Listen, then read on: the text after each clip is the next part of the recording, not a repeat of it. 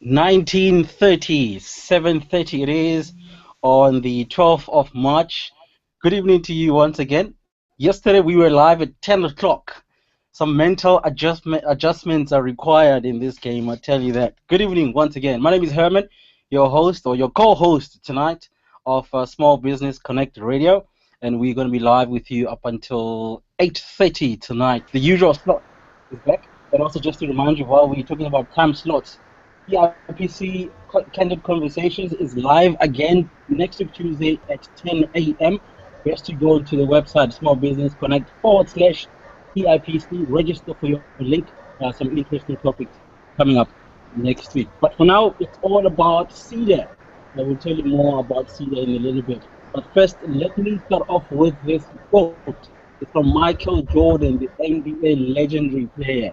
He goes saying, "I've missed more than 9,000 shots in my career. I've lost almost 300 games. 26 times I've been trusted to take the game-winning shots and missed. I've failed over and over and over again in my life. This is why I succeed." Some of the basis of you when you start your business, don't give up if things don't go well. And when you talk about starting a business, not registering a business this time around, you need to have a chat with the guys at Seda. But first, let me welcome Christoph, the publisher at Small Business Connect. Christoph, good evening. Yeah, good evening, Urban. We're getting used to signing in through this Google Hangouts platform now that we've started to do since last year. And I must say, when we started out, we weren't so sure how it's going to work, and it's actually working perfectly well. So I'm very happy to see that there are people signing into the show now. Zandile, Tumi, Tatu, Sabu, Hawa, Bulelwa, Kasim, Brian, Mpo going on. Yeah, it's just great to see that we can actually use these new mediums now available to us. When I started off publishing in the small business market 20 years ago, we only could put out a newspaper. We didn't even have a website. Yeah. So yes, I'm looking forward to another show tonight of interacting with operators of these small businesses, and hopefully we can add some value to what entrepreneurs find useful in applying in the businesses and growing their businesses towards the success they're aiming for. Excellent stuff. Thank you very much for that. You're speaking my language, pushing the boundaries, going where people have never been. That's what we do here at Small Business Connect Radio. I'm in Port Elizabeth. You and the team are in Cape Town. Talk about the team. Kobani, the money man. Good evening and welcome. Good evening, Herman, and good evening to our listeners all over the country. Yeah, it's been a while since I was in this platform. I hope I'm not a bit rusty, but looking forward to the show. And also looking forward to having you back on the show with your finance tip. But of course, we'll bring you in and out on the show as we go along. So let me just mute that button there. Here we go. And let me also welcome the editor of Small Business Connect, Nabila. Good evening to you and welcome. Hi, good evening, Herman, and good evening to all the business owners signing in. Awesome. We look forward to having you again on the show tonight. And she has been up and about, flying all over the show, taking photo shoots. Let me put her on the spot. She's somewhere in the country, I don't know where it is.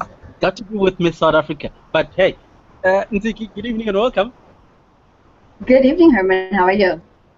I'm alright, thank you. My partner in crime, my partner in Small Business Chat is back. Yes, good to be back.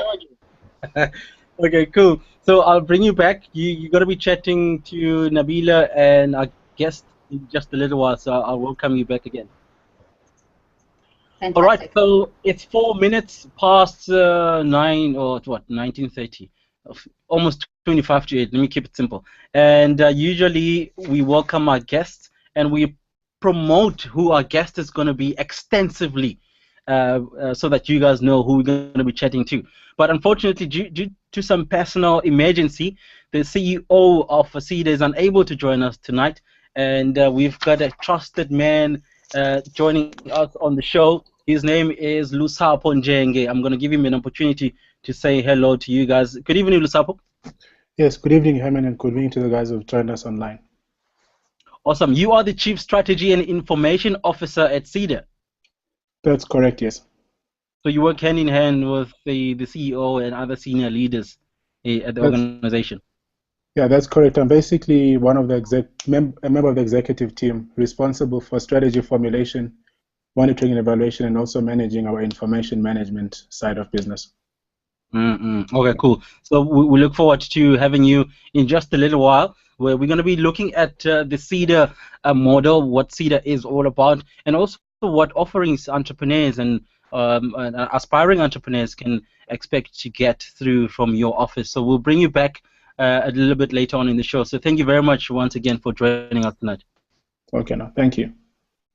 All right, so you want to get in touch with us, do that on our social media platforms. Twitter, our handle is at SASB Connect. Facebook page is Facebook.com/SASB Connect. And our email address is info@smallbusinessconnect.co.za. Right now, I'm going to hand over to Ntsiki. We're looking at this month's edition of Small Business Connect newspaper.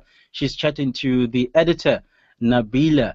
Handing over to you, Ntsiki.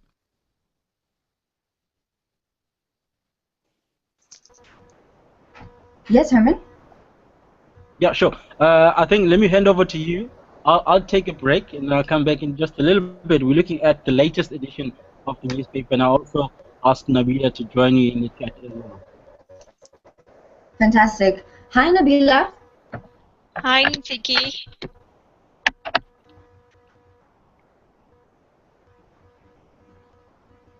I know people are always excited and what we have going on each and every single month with the different sections that we have. What do you have for us on your end with what's been happening in the paper? Okay, so our March edition was a really, really good edition. Not that our other editions are not good editions, but Yes. we had a good mix of stories for our March edition. And if you haven't received a copy, you can go onto our website, www.smallbusinessconnect.co.za, and you can either check where you can pick up a hard copy, or you can follow the latest stories on the website. But it's always best to have a hard copy. So Fantastic, and that is available at many places as well. We started off with the Minister of Finance, Nhlanhla Nene's announcement that 3.5 billion has been allocated to the Department of Small Business Development for training and mentorship support.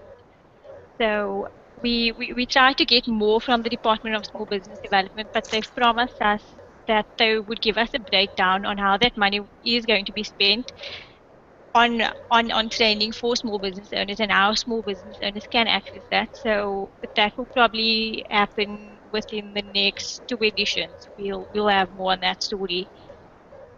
And then on our page 3. Story. Hi, Ntsiki, are you there? Yes, I am. I was just saying I'm also looking forward to finding out what the developments are with how the money will be spent on training for small business owners. Yes, that's going to be really interesting. On page 3, we featured Made for Zealand Diwe Shibambo. She was the 2014 South African Premier Business Awards SMME winner. And the DTI have actually just extended the entries for that awards to the 20th of March. So if you haven't entered for that awards, you can go to www.sapremierbusinessawards.co.za. They have 6 categories, so you can enter for either best exporter, best manufacturer, best rural development, best technology, best young entrepreneur, best woman-owned enterprise, or best proudly South African enterprise.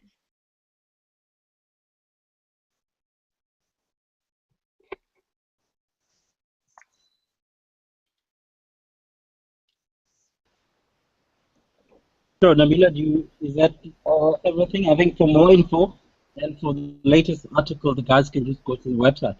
Yes, but in a little while I will post all the website addresses that I've just read out. I'll post that onto the chat section, and you can refer to my post and the the web address that I'll post in there for more information. So Awesome.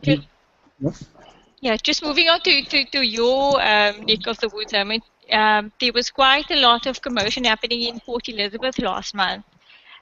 Two business forums got into an altercation over a dispute over territory and contracts in the Nelson Mandela Bay municipality. And two members from the Warmer SMME group actually, it got to a point where they were actually arrested. So we're hoping to get a follow-up on that for those businesses in the Eastern Cape, just to let them know what's happening there. Cool, because I heard about that during the news, one of the local radio stations, and I was like, okay, cool, that's some interesting stuff there. I also believe, unfortunately, police were called in a couple of times to get in between the guys, so a bit unfortunate. But yeah, I think we'll look forward to a bit of follow-up and hear more about this story. Yeah, the guys were actually injured. Some had to be taken to hospital, and the others were carted off to the police station. Cool. Anything else that you want to touch on, maybe? Yeah, a few more points. Then moving over to the Western Cape, we had the Somalian Business Association. They've started workshops for business owners and for business owners in townships in the Western Cape, where they are sharing information in a bid to promote cultural integration between the two parties. So that was on page 5 of our March edition, and you can go to our website www.smallbusinessconnect.co.za to read more about that story. Cool. Just lastly from our side, a feature that I think we've started to sort of acknowledge our readers is our Reader of the Month section. So we had Ayanda, Gladile, and Rowan Pillay as our Readers of the Month, and we've also had Siyabonga Mpanza. So Ayanda says, I like reading about entrepreneurs from other parts of the country who strive for success. I would like to read more about business seminars. And in answer to Ayanda's request, we are posting about business seminars. We are writing about business seminars and business programs happening all over the country. We're writing about that in our next edition. So send your feedback to us. Send us your photograph, 1 megabyte in size, with your contact details, and you could find yourself being featured as one of our Readers of the Month.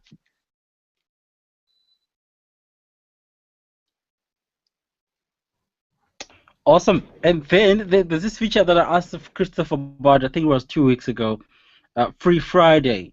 That's only on Facebook, hey? It's not on the newspaper. No, unfortunately, it's not in the newspaper, but I think we've started something on our website, Christoph. Yes, we have. We have launched a directory, a service directory that you can list yourself under. So if you go to the website and you look for the button that says directory, you can actually list your business there. Of course, we keep going with the Facebook posts every Friday, the Free Friday. Tomorrow morning, you can go to the Facebook page and you can use that function to post your promotion of your business. It's the only place on the Facebook page that we allow that. Other places we delete that. So it is a way for us also to say that if we serve a community, let's serve each other and find ways of promoting our services amongst each other. Yeah. So on the Facebook page, if you search Small Business Connect on Facebook, it's easy to find the page. Or if you want the address, it's facebook.com/SASBconnect. Yeah, there's the space to promote your business too. But for the listing, you have to go to the website. Cool. Thank you very much for that, Christoph. Once again, if you have a few questions that you want to submit or send through when we do get to a segment where we chat to Lusapho at Seda, you can do that in our chat area, or you can also post them on Facebook, or send in a tweet as well at SASB Connect. We're constantly monitoring those social media platforms as well. So let me just also say hello to some of the guys that are joining us tonight. Adzi, Brian, Brenda, Amanda, Brian again, Kasim, Bulelwa, June, Khabu, Renee, Lyle, Mpo, Nalini, Toby, Tabi saying some of the guys that are joining us, Bu, Tato, Muleho, as well as Tumi. Thank you very much for joining us tonight. Christoph, should we go to the poll before we go straight into our chat with Lusapho? Yes, we can do that. Thanks, Lusapho. You in fact indicated to us that there's some interesting information that you would like to have in terms of the opinions of people joining this call tonight. So here's our chance to tell Seda what we think. Now, if you on the call, on the show, you can go to the right-hand side. There's a area there where you can chat. Some people have been chatting away already. There's also a tab that says polls there. So if you click on polls, you'll be able to see that we actually have a poll live now. And the question that we're asking is, what is the most important factor you base your decisions on when deciding to use or not to use government-funded support services for small businesses? Of course, and that is what Lusapho, as the strategist that Seda is very interested in. So how this works is we can vote. You can vote now. We will end the poll sometime into the show, perhaps halfway or so, and then announce the results. So you've got 4 options in terms of how you view the use of government-supported services for small businesses. The first is that you will choose that because it addresses your specific needs. The second is that you will choose that because the cost, if compared to other prices in the market, is better. The third is that the closeness of the service provider, that it's close to you, you can have access to it easily. And the fourth, the quality of the support you'll get is good. So which of those 4 are the most important for you as an entrepreneur in deciding to use or not to use government-funded support for small businesses? So as I say, go there and vote now what you think. It's maybe not something that you have to think about too much, but which of those 4 would be the most important in your mind? Awesome. I take it the one where they link you to other opportunities or establishment like banks and everything falls under the quality of support. I'm just assuming that. Yes, I think the emphasis here is what is the biggest consideration for you. So it doesn't really matter whether it is linkages or helping in writing a business plan or mentorship or support in setting up a website. Which of these services, which of these considerations weighs the most heaviest on your for you in terms of your decision? Okay, cool. So there you go. The chat is open, it's live. We've got 40 minutes. Hey, my math is running away from me. Just over half an hour left for the poll, and then we'll close the poll before the end of the show, and then we'll share those results with you as well. Ntiki, do you want to come in before we start the chat quickly? Yes, Herman, I'm back. Can you hear me? Loud and clear. All right, fantastic. Now, I was just wanted to say that I'm really looking forward to chatting to Lusapho. In my personal capacity, we have a business called Cream, and when we had our initial meeting with Seda, Lusapho was the gentleman that actually got us that contact. So I know he's a very inside man. He's got the inside scoop, so I'm trusting that he has a lot of good information to share with us. Well, can I put you on the spot that you can, since you know him, start the conversation? Sure, I can. My business partner knows him better than I do, but I can definitely do so. Lusapho, good evening. Yes, good evening. Good evening. How are you? I'm well, thanks. How are you doing? I'm fine, Siggy. I believe you know my business partner, Andile Dube, correct? Yes, I was actually chatting to him now. He said he unfortunately can't join the chat because he's in a meeting, but he passed his regards to you. Yes, no, entrepreneurs keep working late into the evening, and people like you that are trying to make small business successful in South Africa work late as well. Hence, you are on our show at this time. So thank you so much for your time. You're welcome. So just to let us know, people always have a lot of questions around how they get access to information, how they get funding, and all these things. Just to give people a general idea of what they should be going to Seda for, can you just give us a brief overview of, if you have never heard about Seda, I don't know who hasn't, but if you're sitting at home and you're really wanting to make the most out of utilizing Seda and what is available, what should people be contacting you about? Okay. Well, anyone from a person who's got a potential business, you've got a business idea that you really want to explore and get into an operational business.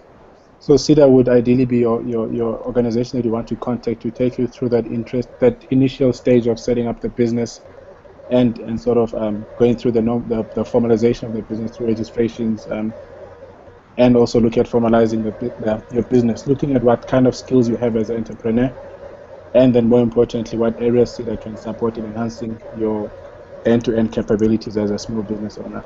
But it's not only for startups. Even if you are an existing business and you want to expand your business, I think most people generally say access to finance is what they need, but more often than not, it's access to markets what grows a business. So Seda really is, that's one area we're trying to prioritize, the whole area of access to markets. Ideally largely around supply development in the public sector, but also with the private sector where we can work around the triple B codes, where there's a huge element of enterprise and supply development. And it's very important that you say that, because people do need to grow their markets and their business. But sometimes people get to a point where they don't really know what the next step is. Do you offer any counseling or assistance or a hand-by-hand sort of step person that people can go to that will guide them throughout that process? Yes, we absolutely do that.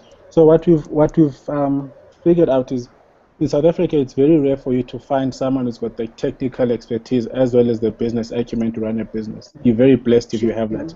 You mostly find an engineer who doesn't have the business capabilities, or a business person who doesn't understand the technical side. So mentorship and handholding becomes very important, where we really look at which area are you lacking in terms of your end-to-end business management, and then Seda tries and find an expert person, whether it's generic skills like marketing and financial management, or someone who's technically skilled in your sector, and that person becomes your mentor then.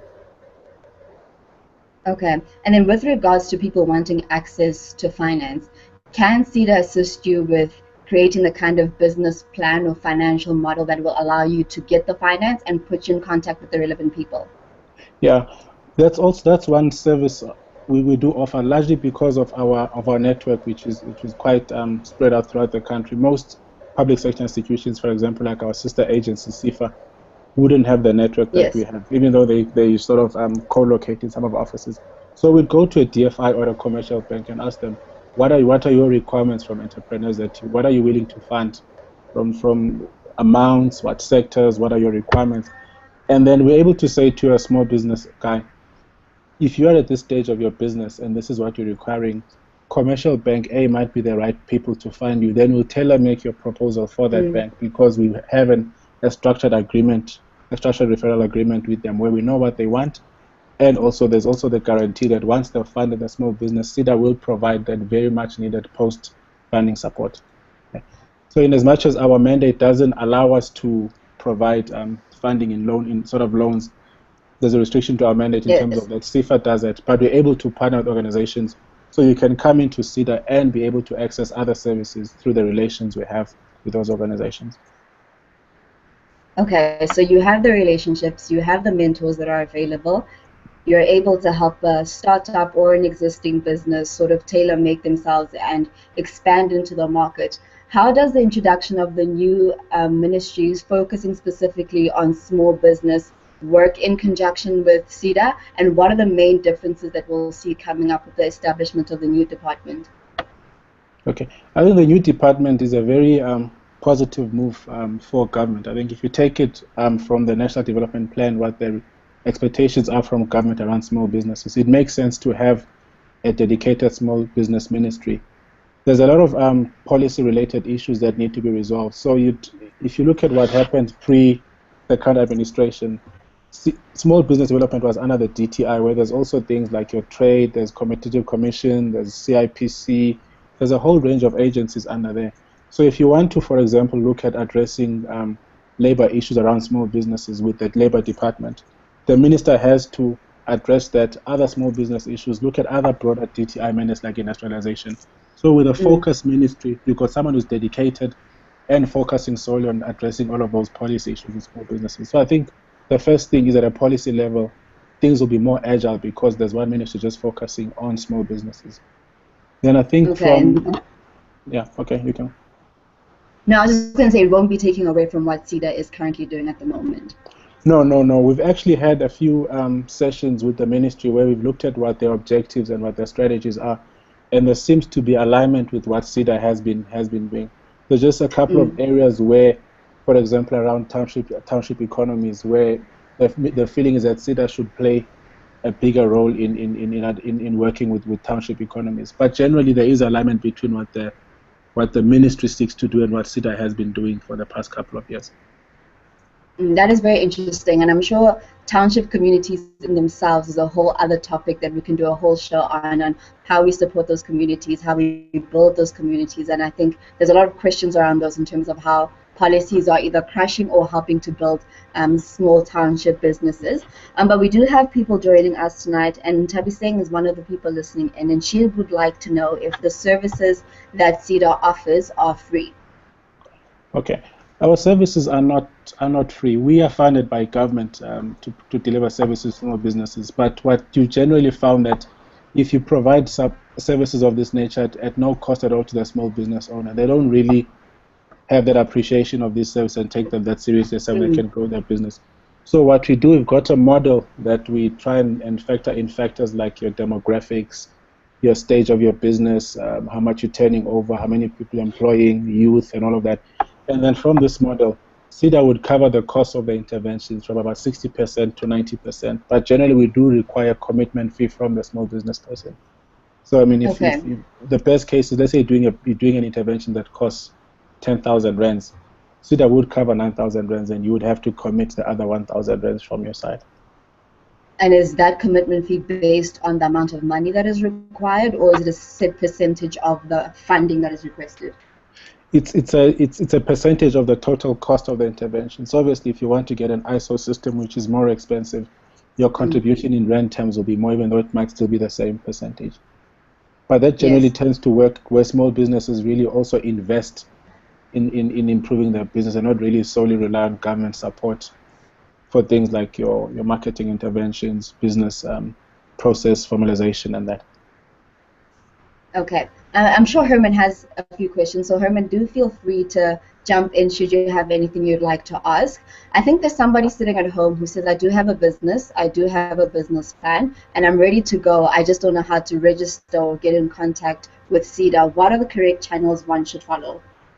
Okay. Well, Seda's got quite a huge network in the country. We always joke and say, I think only the post office has got a bigger network than Seda. And Seda doesn't strike as much. Yeah, so we would have about... Hello? Yes, you may continue. Yeah, so we're looking at about 55 branches spread throughout the country that you can use to access Seda services at the actual branch. There's also about 47 incubators that are sector-specific, largely, that we also support. And then there's also other mechanisms we use, for example, in far outlying areas where Seda doesn't have a branch. We co-located a local government office where our practitioners would go in from time to time to assist small businesses. So there's about 200 ways of accessing Seda besides getting on their website or calling our National Information Center. But generally, there is ways of accessing the organization regardless of where you are in the country.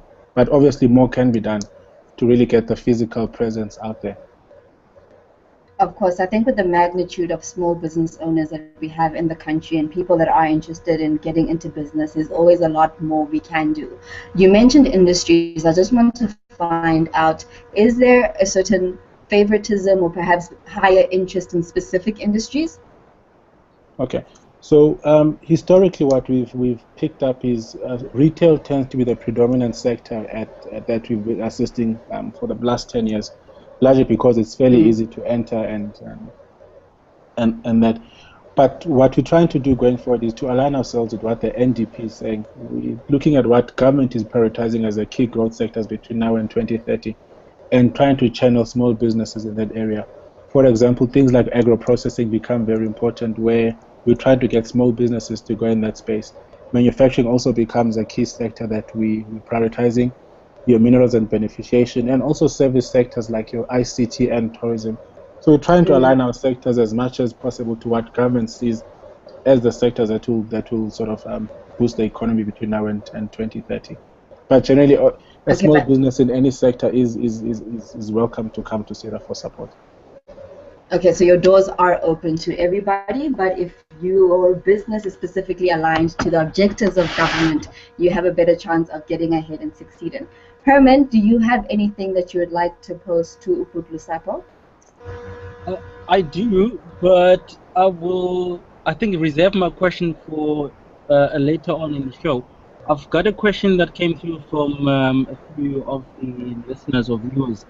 And let me start off with one from Dumi. It says, would Seda consider re-looking at the scope of work given to service providers or consultants that develop business plans? I learned this week that when they have been allocated to develop business plans for enterprises, they must just do that only. But often entrepreneurs would not have conducted a feasibility study or viability study of the business. I don't know if you got that question there, Lusapho. Yes, I got it. I think I got it here. Got it. Okay, cool. Okay, should I respond to it now? Yes, sir. Okay. I think around the whole area of business planning, we're trying to alter the model a bit. In the past, you really have used service providers to do business plans for small businesses, but it doesn't empower you as a small business person to own and understand what your business is all about. So what you're trying to do now, before you get to the business planning stage with the service provider, is to give the small business guy some homework where he's able to do his own market research, at least get an understanding of the business, because the last thing you want to get is a small business owner who can't even sell his business to a potential funder. That's the limitation of using service providers end to end, where the small business owner doesn't really own the business plan. We're trying to move away from that by giving homework to the small business guy up front, so at least he does a bit of research on his market, his strengths, his weaknesses, and also comes up with ways of how he can work around those. Okay, cool. Let me just put this one in there as well. One of the basic advice that you guys offer, I don't know if you can go into detail here. On the website, you go how to test if your idea can and will work. How do you do that? Is it where you bring in consultants or experts in that particular industry that the entrepreneur wants to move into? Okay, so there's first generic training where we train you on things like identifying opportunities, looking at market viability and that. But it's largely by giving a small business homework to say, go out and really ask people who's the ecosystem around which your business will operate. You ask them to really do their homework. But obviously once they've gathered information, it might be quite elementary, is then to get an expert in that sector to work with them on the business planning side, sort of enrich what the small business guys already come up with. Because actually that's going to be my follow-up to when you said you send them back, because they might come back and say, yeah, I did all the homework and it will make me millions or do work. Whereas then you then bring in an expert in that particular field. Another question from one of our attendees there, Lusapho, is from Khabo. It goes, does Seda provide funding for a newly established developer company? Seva does not provide such if the development is outside Gauteng. Okay, Seda or SIFA, because Seda's mandate is not to really provide funding. So the product would be meaning SIFA, but SIFA is a national organization, so I wouldn't understand why they wouldn't fund projects outside of Gauteng. But Seda's mandate is to provide non-financial development support and not really to provide funding. SIFA is the DFI that we work with. All right, last one before I bring in Christoph with to check on how the poll is doing. It's from June. It says, is there any incubators I can go to in the Northern Cape province? Okay. In the Northern Cape, that's one province I'll admit where we haven't really expanded our incubation footprint to the extent that we'd have loved to. I know there is a jewelry incubator that we've established in the Northern Cape. There's a couple of discussions we're having with the provincial government where we're trying to set up a couple of other sector-specific incubators in the province. The one that I know is up and running there is the one that's on jewelry because of the diamonds that you get in that area. But there are plans to really establish more incubators in the province. The challenge with incubators is they're fairly expensive to run as opposed to a Seda branch where you come and get episodic support. At an incubator, you get support every day from 8 to 5. So it's quite an expensive model to run. And we try as much as possible to work with provincial and local government to co-fund these incubators, even if they provide space, which really helps reduce the operating expenses of the incubators. And I take it listing as one of your incubators or service providers to list as a service provider for Seda. What criteria does one need to follow? I know I'm not asking a question that's related to entrepreneurs, but service providers who would like to list with Seda to offer services to entrepreneurs. Okay. The interesting thing is most of the service providers by definition are also small businesses. Most of them would typically employ less than 200 people. So you could actually get support both ways. As a small business, and if also very good, you could also be coming on a service provider. But how it works is you would have to go to your nearest branch where you'd register on the database as a service provider, sort of ticking the kind of skills you're willing to provide. Are you a certified ISO implementer, for example? You would tick that, or you're very good in website design or market research. Then based on that, they would then do an assessment and grade you. Obviously, if you don't really meet the minimum requirements in terms of competencies, there is a program internally to develop you up until you get to a point where we think we can and trust our SMMEs to sort of work with you. But once you're on the database, then as small businesses come through, they get assessed, we identify what the business need is. We then sort of go through the normal supply chain process of getting 3 quotations and then sitting down with the small business owner to evaluate which of these would be working with. Yeah, so that's the process you'd follow. But it's largely, it's most importantly going to the nearest branch that you want to render your services to. If you go to our website, you'll be able to see at each province where our branches are, and there's contact details on the website. Awesome stuff. Christoph, I'm going to bring you back in just a little bit. So to our listeners or viewers, I always get confused because it's a webinar, it's on the internet, you've got the screen in front of you. But anyway, if you want to join us live, send through a question on the chat room, or you can also email it to info@smallbusinessconnect.co.za. We're going to push the limits a little bit tonight and trying to get our guests to join us live there, Lusapho. So we might have to break the chat in and out there a little bit. I'll bring in Christoph right now. Okay. Just a punch on the poll there, Christoph. Yes, very interesting. I'm trying to share it with you so you can see the results too. If you're doing the screen sharing, second, I'm trying to do that. Yes, you know, like it's in theory it's very easy to do, but when it comes to practice, then it takes a second to press all the right buttons. But we'll be there just now. So I've shared my screen, which I think you can see now. So we asked what the factors are that influences you in deciding whether you're going to use government later on. Yes. No, just carry on.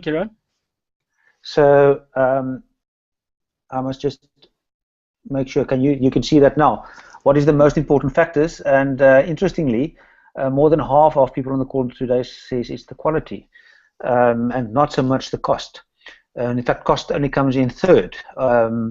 After the quality, and that it is geared towards specific needs. So, Lusapho, I'm not sure if that is kind of the result that you expected from a poll like this. It would be interesting to compare with what you find when you ask other places. Okay. Can I come in and comment on this? Yes, please. Yeah, sure. Okay. No, look, the reason I really asked this is we've been sort of looking at our business model, let's say, especially our value proposition, to say what value are we really giving to small businesses. Obviously, what historically been thinking is that people would come to us because of the subsidized support that they get from us. But honestly, what's been coming up in the past 2 or so years is really that it's the quality of support people get. People can go to a commercial consulting firm if they believe the quality of support they'll get there is good enough. So this sort of validates the thinking we have in the organization, that is, people won't come to us because we're cheaper than organization X and Y in terms of getting services and also proximity, because I think technology also makes it easier for people to access support regardless of where they are. It validates what we've been thinking, that quality is what will draw people to the organization, which then puts a burden on us in terms of how of the relationships we build with small businesses, how we interact with them, the kind of service orientation our business practitioners need to have.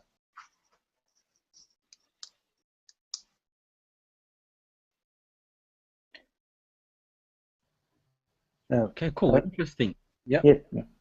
Yeah. So that's the poll done. I think I find it always interesting to see what people think about different things, and I was kind of surprised. So maybe Seda is ahead of us in understanding what it is that small businesses are looking for. But I must say, sort of to get a 60 to 90% subsidy on a service, such as developing your website or writing your business plan or getting mentorship services, is quite an attractive proposition. So I'm not sure, Lusapho, I saw some questions here in the chat area around access to service and so on. Can you just, in very brief, explain to us, sort of for people that may have not used Seda services, how that works, that subsidy side of Seda services? Okay, how it works is you'd go through the normal process. You go to a branch, you register as a client, you'd sit down with a practitioner who then uses some diagnostic tools to assess your business operations and sort of come up with recommendations where your business needs strengthening in. Then from those, it's usually a series of interventions. So we'd say in 3 to 5 years, we want to see your business, let's say, listing on the stock exchange or exporting or franchising, for argument's sake. What do we need to put in place to get you to that stage? Then there's a series of interventions sort of managed by this business advisor at Seda. The model we'd use is we'd look at the stage of your business, how many people you're employing, your age, youth, your race, gender, and that. And then from that model, between 60 to so Seda would pay between 60 to 90% of the cost of the intervention if it's outsourced to a service provider. So if someone says they'll do their website for, let's say, for 20,000 rands, and you subsidize up to 90%, Seda would be the one that pays the 18,000, and your fee would be the 2,000. Obviously, when you come for intervention number 2, it then reduces. Seda's subsidy reduces, yours grows, because the understanding is that from this initial intervention, your business should be growing and generating some income until you reach a point where you're able to run on your own and probably just need a mentor. But so how different is this from the DTIs? Is this Black Business Supplier? I just forgot the phrase, where if you want $1 million, you just do 20%. Is it 60% or 20%, and they do 80%? Is it a similar kind of setup? Yeah, theirs is more of an incentive targeted at a particular group, which is trying to develop like a group of black-owned suppliers. So theirs works more or less the same way as us. For that matter, you can actually go through a Seda network and get more information on how you can access those. The advantage I think Seda has is that once you get funding, even if it's a DTI incentive or a loan from a DFI or commercial bank, Seda is able to say, now that you've got the loan, let's try and look for a market for you to try and get revenue so you can service that loan or you can grow your business. So I think that's the additional thing that Seda gives over and above an institution that sort of focuses solely on the financing side, whether it's an incentive, a loan, or a grant. One of the organizations that I had an opportunity to chat with a few years, I think it was in 2012. He said, the CEO there said, one of the causes of high failure in businesses in SA is that entrepreneurs end up opening or starting up the wrong type of business. What's your take on that? Do you guys find, like, in your interaction, in your reviews of the ideas or business plans that you get submitted, do you also, is there similarity to that comment or result that they also discovered? Yeah, absolutely. I would agree totally with that. It largely looks at what you'd find from the GEM study, where South Africa generally has got very low opportunity-based entrepreneurs. It's a necessity. I need to start a business because I don't have a job. I need to eat another day. So people don't really do that market research and say, where is an opportunity that can really make me a viable, successful business owner? So most people would come to us and say, it's more people that mimic what already exists in the surrounding. If there's a car wash that tends to be full, I want to open one across the road from this guy. Instead of saying, if there's 10 car washes in my town, who supplies these guys with soap to wash their cars? Why don't I become a wholesale that sort of drops off these supplies to these guys? So you don't really get people who see opportunities that way. It's more about, this guy seems to be doing well, let me try and do what he's doing. So I would agree with that you don't really get these innovative ideas that can support what already exists. It's more about trying to replicate what already exists. You mentioned the car wash. I mean, there's events and catering, everybody. Come again? I'm saying you mentioned the car wash as an example. The list goes on. I can bring in catering and events planners. Everybody. Yeah, that's true. I had an argument. Yeah. No, I'm saying it's true that most business plans, most ideas that you get is more or less the same, especially they also tend to be area specific. For example, in a certain area, if there's a huge construction, everybody wants to go into brick making, for example, but no one says who supplies machinery or services and machines these guys use to make their bricks. So that's the challenge that we encounter. I had an argument with one of the gents a few weeks ago that we need a big push in manufacturing. Most of us are looking at short projects where it's either not sustainable, or you just like you say, I'm running out of money for my project, so let me just do something quickly to be almost like a survivalist type of entrepreneurs. But what kind of coaching do you guys bring into entrepreneurs who are at the brink of bankruptcy, or the business are not going as planned, where you guys have intervened in the beginning? Yeah, look, I think firstly we try and encourage people to come to us when times are good, so we can make the times better. But some people, in times are good, they focus on growing their business, and before you realize it, there's an area that you've neglected, and then the business goes down. So we do assist with sort of like your business turnaround strategies. We might be able to get an expert in that sector to say, when a business that manufactures this, for example, is going under, what typically would be the reasons for this, and how can we work around that? So we do assist businesses that are in distress.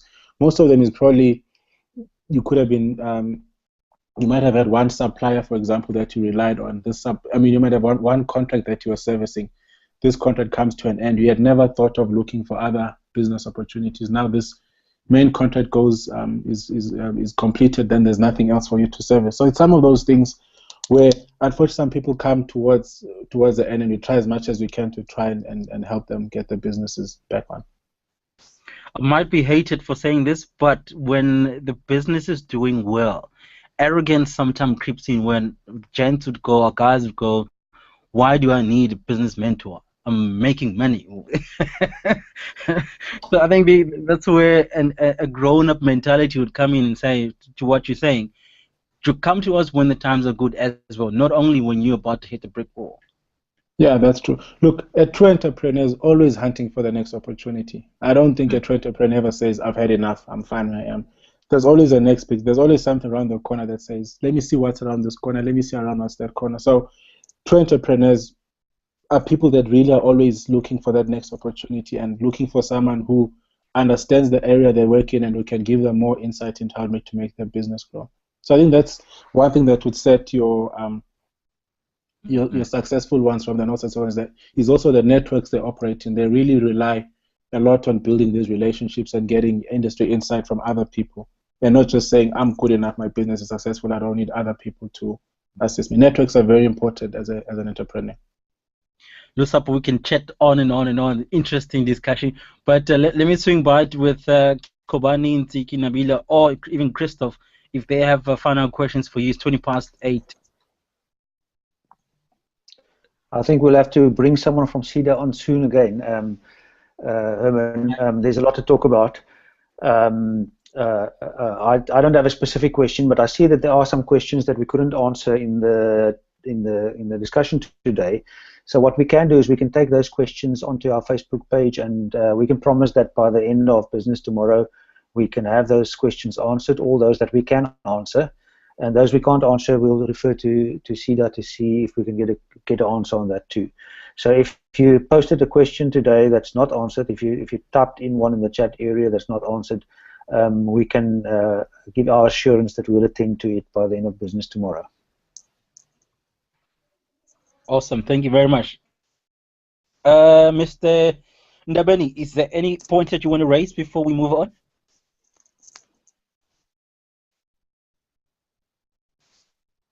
I'll also ask Nabila while Mr. Ndabeni is getting ready. Nabila, is there any issue that you or point that you want to raise with Lusapho Njenge with you as well before we move on?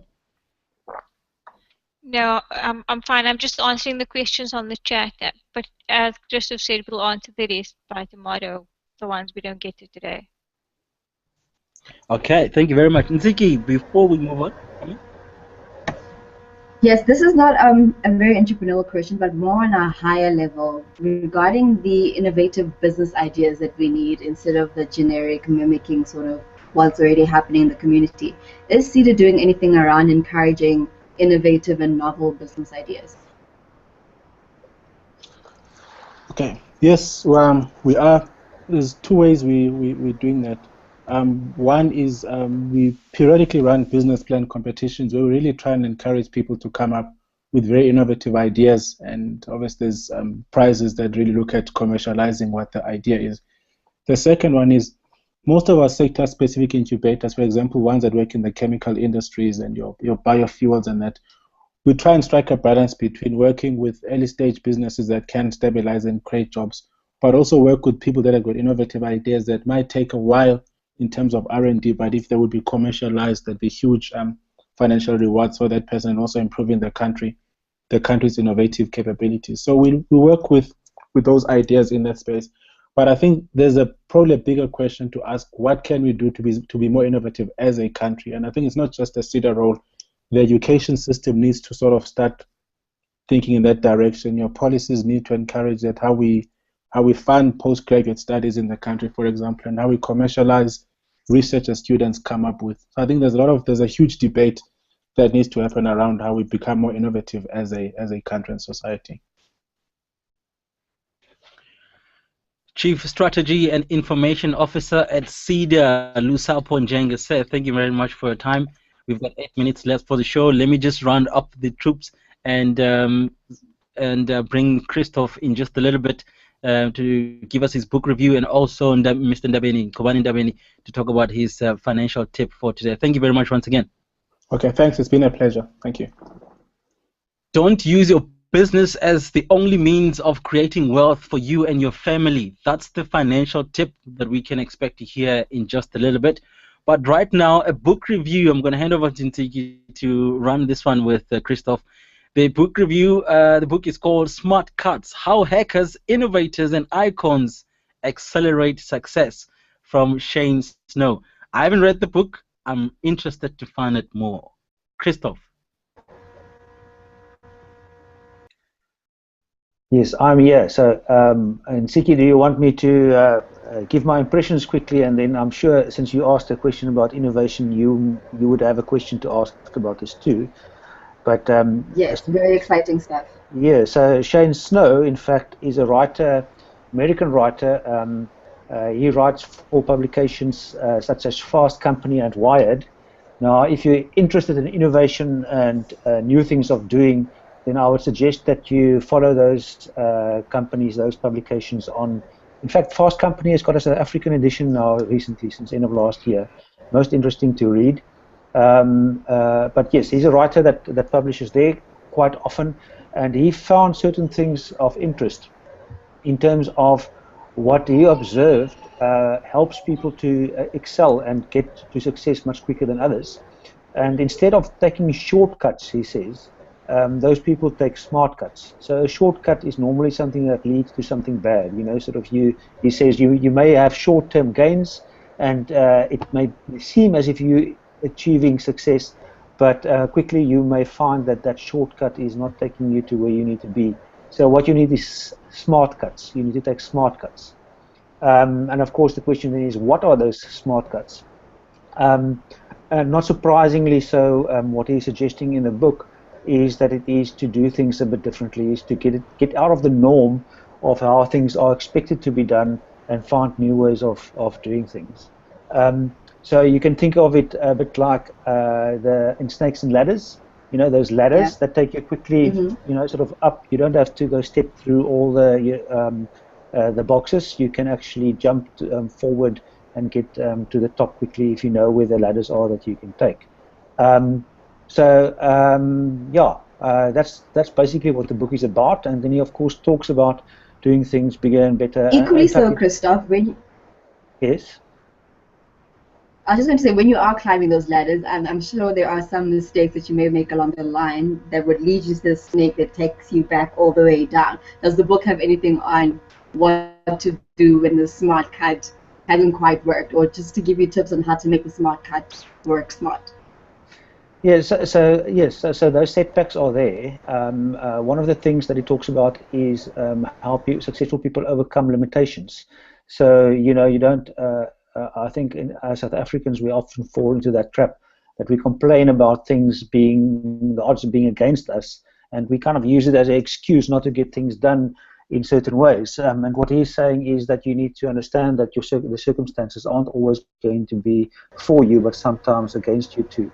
But yeah, he uses the example of a game. I didn't know. I read about it the first year, called Bigger or Better, where you work as a team against other teams, and you start off with a small item like a paperclip perhaps, and then you go out into town and you start trade it, and maybe you can trade the paperclip for a big pen, but the big pen you can maybe exchange for a writing pad, and the writing pad you can exchange for sort of something a bit more expensive, and the challenge is then to come up with the most valuable item at the end. So that's kind of one of the approaches to achieving success that he's suggesting through the storytelling there.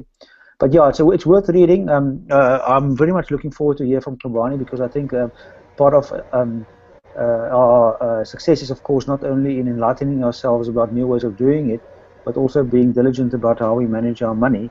So I know that we're fast running out of time, and yes, let's give him a chance to talk about that too. Quickly before we go to Kobani, how much is the book, and where can people pick it up? You can buy it from Amazon as an ebook. You can, or you can. It's published by Harvard Business. Last year it was published, so it's quite a new book. I'm not sure what the retail price is, but yes, online books, of course, are cheaper nowadays, and that's where I'm getting all of it. And the title of that book again is? Smart Cuts: How Hackers, Innovators, and Icons Accelerate Success. And the writer is Shane Snow. Shane Snow. Okay, that sounds like a very interesting read. So go on to Amazon and get yourself a copy of that. Thank you so much, Christoph, for that. I'm sure you enjoyed reading that book. Kobani, we are running out of time, so if you could just pop on and let us know about our finance tip for this week. How are you, Kobani? Yes, good evening. Today my tip is based on an idiom that says, don't put all your eggs in one basket. So this is very true when it comes to business, and I thought let me share it tonight with some of the business owners. I know it's more biased to somebody who's already have a business. Let's be clear, we love our businesses and we have high expectations. In fact, we even see millions that we're going to make in the future to our businesses. And now we end up focusing on that business, not on anything else. So a business is a high risk investment. That one we need to be sure of. It's high risk, and if you are going to concentrate all your resources into that high risk, there are no guarantees. It can go either way. So for me today, I'm trying to advise some of us who are in business already that please diversify. Yes, the business might be a cash cow today, and you can draw all those profits, that you're making, and start buying those German machines or the Range Rovers. But at the end of the day, that's not an investment, and that's not sustainable. So please, guys, let's just look after ourselves and then use our resources properly. Thank In you the very much. event that the business fails, of course, everything falls, and then we've got nowhere to go. So if you are able to draw money from your business, don't think of this expensive car. Try to use whatever money you have and put it in a property investment, other forms of investment schemes that are safer that you can also put money into, just to try and diversify so that you are not exposed to this risk that you have in your own business. So that is part of your financial planning. Try and have a mix of high risk and of course the high risk investment brings more returns, but sometimes if you're dealing with a business, try by all means to have other safer investments that are going to, if the business doesn't go well, at least the damage is not going to be that big. So that's what I want to share today. Thank you very much. We call him the money man here at Small Business Connect. No wonder. He knows what he's talking about. So thank you very much there, Kobani. Once again, thank you very much to the team. Kobani, Christoph, and Nabila are all in the mother city in Cape Town. I'm in Port Elizabeth. Ziki and Lusapho are in Gauteng. That's the power and the beauty of technology. This thing we call Small Business Connect Radio. Warren Buffett says, always know who you're dealing with. You can't make a good deal with a bad person. You want to start a business, you want to manage your business properly. Seda is one of the good guys. Make contact with him. Thank you very much, guys. Anything else before we close the show? I'm good. Thank you very much. Yeah, I think from my side is also to thank everybody for the comments and questions. It's been great chatting to you guys.